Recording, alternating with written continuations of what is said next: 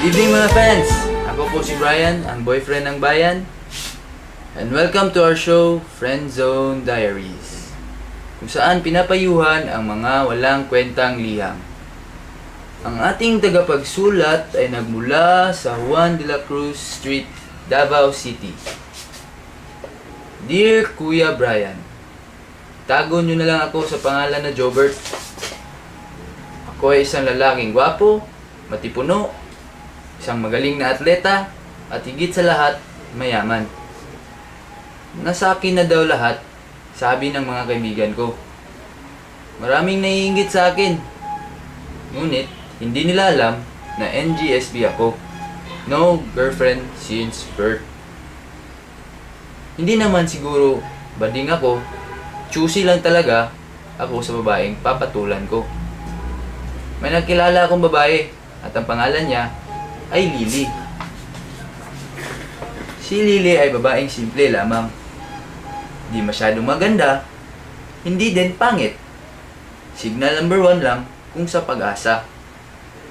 Pareho kami ng section, kaya madalas kaming nagkokopyahan, mapa-assignment o quiz, maliban na lang sa exam kapag alphabetical order. Matagal ko nang gusto si Lily. Gustong gusto. Siya ang aking first true love. Gusto kong umamin sa kanya tungkol sa aking nafe-feel. Ngunit, takot na takot ako kasi nga, NGSB ako. 2 taon na ang lumipas. Nasa 4th year na kami. Section Gumamela to be exact. 2 taon na din akong nanlilibre sa kanya. Buti na lang, mayaman ako, Kuya Brian. Ramdam ko na ang the right place at the right time kung kailan ako aamin. Every activity period, palagi kaming sabay mag-snacks. Sabi ko sa sarili ko, aaminin ko na talaga sa nararamdaman ko para kay Lily. Naalala ko talaga ang araw na yon. Late na nung dumating si Lily sa aming tagpuan. Nagulat na lang ako na may iba siyang kasama. Sabi pa ni Lily, Jobert, ito pala si Bruce, ang aking boyfriend. And Bruce, meet Jobert, my best friend.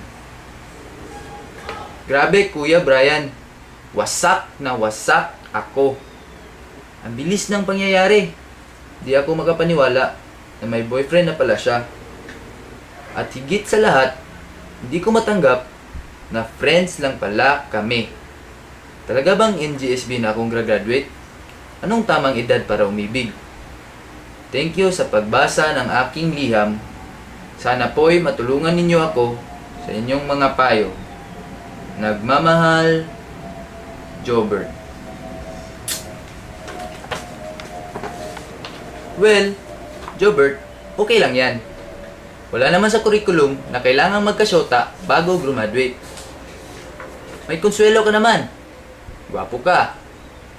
Matipuno. Magaling na atleta.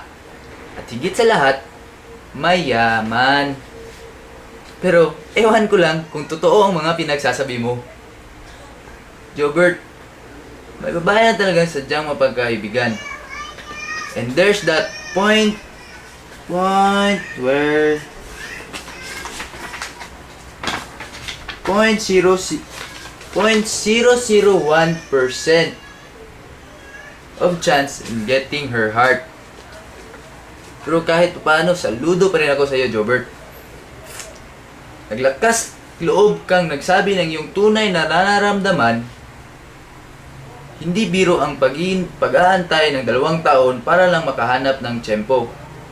Ikaw ay isang certified abanger. Abanger kung saan mahilig kang magabang hanggang sa walang hanggan. Tungkol naman sa tanong na kung kailan ang tamang edad para umibig, well, Jobert, ang sagot ko dyan ay kapag 19 ka na. Naintindihan mo na ang mga bagay-bagay tungkol sa pag-ibig. Alam mo, Jobert, bata ka pa. Na hindi rin malayo mahanap mo rin ang babaeng maganda, sexy, at higit sa lahat, mayaman katulad ng pinagsasabi mo. Okay lang yan, Jobert. Huwag kang mag-alala. Ngunit, tandaan mo, time is gold. Pero kapag na-friendzone ka, wala ka nang magagawa. Kaya, umanap ka na lang ng iba. Patuloy po kayong magpadala ng inyong mga liham tungkol sa friendzone.